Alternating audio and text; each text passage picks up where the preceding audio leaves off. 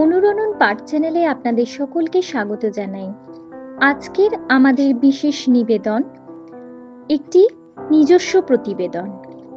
গল্পের নাম বৃদ্ধাশ্রমের সুরলিপি। লিখেছেন জয়শ্রী ব্যানার্জি।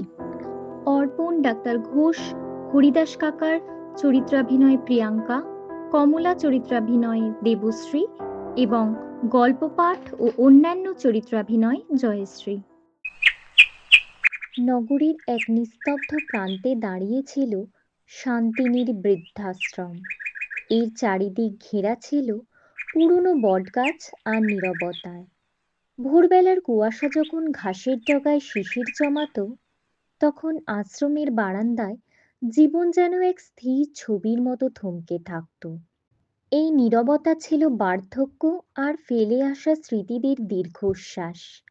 আজও সকালটা ছিল বিষণ্ণ। চায়ের কাপ হাতে বসেছিলেন বিমলবাবু, মুখে হালকা বিষণ্ণতার ছাপ। পাশেই মধুবাবু মনমরা হয়ে পেনশনের খাতা দেখছিলেন, আর হরিদাস কাকা কানে পুরনো রেডিওর অ্যান্টেনা ঠিক করার ব্যর্থ চেষ্টা করে যাচ্ছিলেন। বিমলবাবু বললেন, চাটা ঠান্ডা হয়ে গেল, আর সকালটা যেন একেবারে মনমরা। বিমলবাবুর বয়স প্রায় ৭০ বছর। একসময় কলেজের বাংলা শিক্ষক ছিলেন। সাহিত্য, গান ও রবীন্দ্রনাথ তার প্রিয়। তার ব্যক্তিত্ব শান্ত সংযত, কিন্তু অন্তরে প্রচুর স্নেহ ও বেদনা জমে আছে।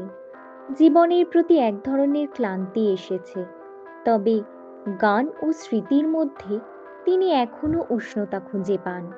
কথা বলেন ধীরে, মেপে, ভদ্রভাবে। প্রায়ই হালকা রসবোধের ছোঁয়া থাকে তার কথায়। বলা বাহুল্য, কমলা দেবীর সান্নিধ্যে তিনি একটু প্রাণ ফিরে পান। বন্ধুত্বের মৃদু রোমান্টিক টান আছে সেখানে। মধুবাবু তখন আচমকাই প্রশ্ন করলেন, মনমরা কেন হবে? আমার পেনশনটাও তো এখনো এলো না। হিসেব কষে দেখি। মধুবাবুর বয়স প্রায় ৬৫ বছর। প্রাক্তন ব্যাংক কর্মী। সংখ্যার সাথে সারা জীবন কাটিয়েছেন বলা বাহুল্য। ব্যক্তিত্বে হিসেবই খুঁতখুঁতে, কিন্তু অন্তরে শিশুর মতো সরল। সব বিষয়ে টাকা, পেনশন, খরচ এসব হিসেব কষেন, কিন্তু তার হিসেবের মধ্যেও এক ধরনের স্বভাবসুলভ রসিকতা আছে। প্রায়ই ছোটখাটো তর্ক করেন হরিদাস কাকার সঙ্গে, কিন্তু মন থেকে সবাইকে ভালোবাসেন।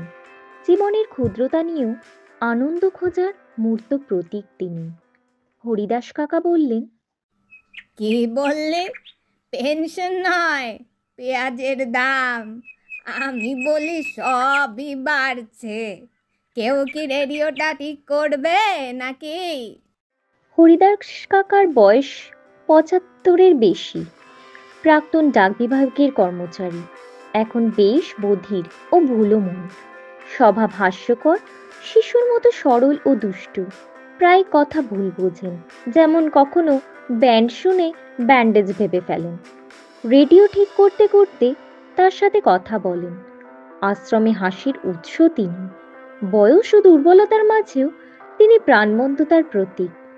কমলা দেবী, যিনি সর্বদা আশ্রমে প্রাণের সঞ্চার করতেন, তিনি মুচকি হেসে বলেন, গানের দিন গেছে বলছেন বিমলবাবু? আমি বলি, গলা বুড়ো হতে পারে, কিন্তু মন তো তরুণী থাকে। আপনি গান ধরুন না একটু, সকালটা রঙিন হোক। কমলা দেবী, বয়স প্রায় ৬৮ বছর। একসময় সঙ্গীত শিক্ষক ছিলেন। এখনো তার কণ্ঠে মিষ্টি সুর আছে। ব্যক্তিত্বের দিক দিয়ে প্রাণবন্ত, স্পষ্টভাষী। তাকে আশ্রমের মন বলা চলে। হাসি খুশি, তেজি, অন্যদের উৎসাহ দেন। আশ্রমের নির্জীব জীবনেও তিনি রং আনেন তার কথার মাধ্যমে। গানকে তিনি মনে করেন বেঁচে থাকার প্রমাণ, যে আলো অন্যদের মনেও জীবন জাগায়।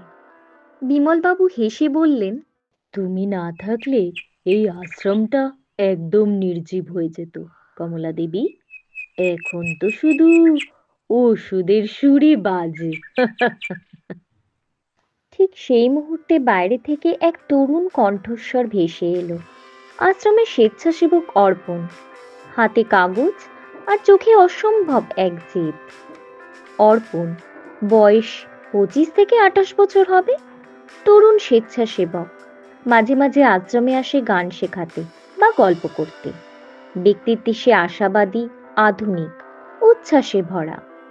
বৃদ্ধদের সঙ্গে সম্পর্ক রাখে বন্ধুর মতো, করুণার চোখে নয়। তার উদ্যোগেই জন্ম নেয় ওল্ড ইজ গোল্ড ব্যান্ড। সে প্রজন্মের সংযোগের প্রতীক, নতুন আর পুরনোতে সেতু বন্ধন করে। এমন সময় অর্পণ হঠাৎ বলে ওঠে, শুভ সকাল সবাইকে। আজ আমি কোনো ওষুধের খবর আনিনি, এনেছি নতুন এক জীবনের খবর। আমি ভাবছি একটা ব্যান্ড তৈরি করব, নাম দেব ওল্ড ইজ গোল্ড। কমলা দেবী, মধুবাবু এবং বিমলবাবু একে অপরের দিকে তাকালেন। তাদের চোখে অবিশ্বাস। বিমলবাবু বলে উঠলেন, মজার কথা, কিন্তু আমাদের বয়সে ব্যান্ড? আমরা তো ঠিক করে হাঁটতেই পারি না। বয়স কোনো অজুহাত নয় দাদু, এটা একটা সংখ্যা মাত্র। আমরা গান গাইবো, নিজেদের পুরনো দিনের সুর ফিরিয়ে আনবো, আর সবাই দেখুক যে জীবন এখনো থেমে যায়নি। মধুবাবু শুরু করলেন তার চিরাচরিত হিসেব। ঢোল কিনতে লাগবে 2000, হারমোনিয়াম মেরামত 1000। কমলা দেবী সজোরে হাততালি দিয়ে উঠে বললেন, ওরে বাবা, আবার হিসেব! আমরা যদি গাই তখন টাকাই আমাদের গুনবে। আমি রাজি। বিমলবাবু, গান ধরুন। রবীন্দ্রনাথের আমরা সবাই রাজা দিয়েই শুরু করা যাক। বিমলবাবু তার বহু বছর ধরে নীরব থাকা গলাটা ঝেড়ে বললেন, হুম, ঠিক আছে, আমিও রাজি। যাই হোক, একটা নতুন রং আসুক এই ফ্যাকাশে জীবন। হরিদাস কাকা লাফিয়ে উঠে ঢোল খুঁজে নিলেন। প্রথম দিনই ঢোলের বাজে ঠাস ঠাস শব্দে তা প্রায় ছিঁড়ে যাওয়ার জোগাড় হলো। সবাই হাসিতে ফেটে পড়ল। কমলা দেবী নাম দিলেন বৃদ্ধাশ্রম ব্যান্ড। এভাবেই শুরু হলো রিহার্সাল।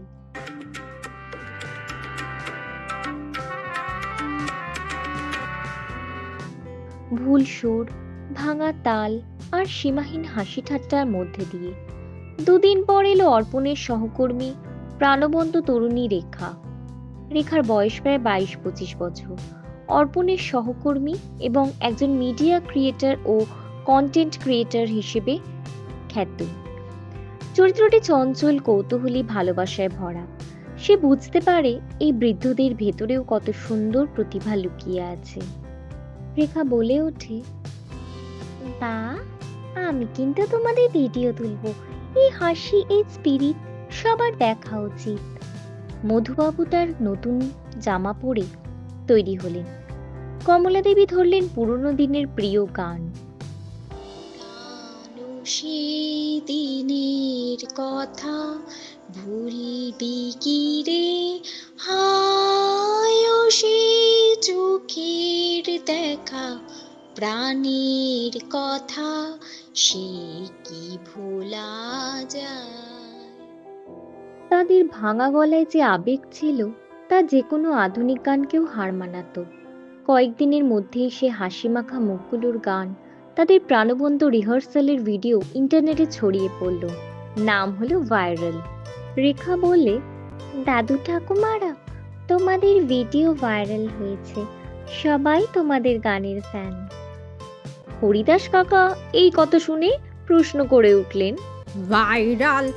সে আবার কি ভাইরাল এলো? হ্যাঁ, এই ওষুধ দে রে, আবার কোন জ্বর টর এলো নাকি? ওদিকে মধুবাবু আর কমলা দেবী হাসতে হাসতে ব্যাখ্যা করলেন যে এই ভাইরাল হলো ভালোবাসার। কমলা দেবীর চোখে জল। তিনি বলে উঠলেন, ভাবিনি এতদিন বাদে কেউ আবার আমাদের শুনবে। বিমলবাবু দৃঢ় গলায় বললেন, জীবনের সুর কখনো পুরনো হয় না কমলা দেবী। টিভি চ্যানেল থেকে ফোন এলো। তারা ওল্ড ইজ গোল্ড ব্যান্ডকে তাদের লাইভ অনুষ্ঠানে ডেকেছে। মঞ্চে যাওয়ার আগে অর্পণ সবার দিকে তাকালো। তার চোখে কৃতজ্ঞতা। অর্পণ বলে, আজকের অনুষ্ঠান তোমাদের নামেই হবে। সবাইকে শোনাও, বয়স মানে থেমে যাওয়া নয়, বয়স কেবল অভিজ্ঞতা সার্টিফিকেট। কমলা দেবীর কথায় আজ আমাদের গানেই নতুন সকাল উঠবে। বিমলবাবু বললেন, আর আমি বলবো, আমরা বুড়ো নই, আমরা অভিজ্ঞ। এ কথায় মধুবাবু বলেন, গান মানেই হিসেব ছাড়া এক অমূল্য সুখ। হরিদাস কাকার কথায় সবাই একসাথে তখন বলে উঠল, ওল্ড ইজ গোল্ড। আলো জ্বলে উঠল, বয়সের ভাঁজে ভাঁজে সুরের এক দীপ্তি ছড়িয়ে পড়ল।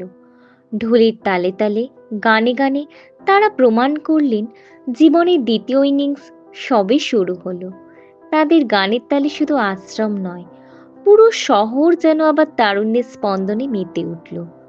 শেষে ডাক্তার ঘোষ যখন এলেন, তিনি মুচকি হেসে বললেন, ওষুধ অনেক আছে, কিন্তু তোমাদের গানের মতো ওষুধ একটাও নেই। এটা হৃদয় টনিক। শেষে সবাই একসাথে বলে ওঠে, যতদিন গান আছে ততদিন বয়স নেই। বৃদ্ধাশ্রমে সেই দিনটার পর থেকে আর কেউ ওদের বৃদ্ধ বলে না। সবাই বলে, ওরা তো এখনো বাজায় জীবনের ব্যান্ড পার্টি।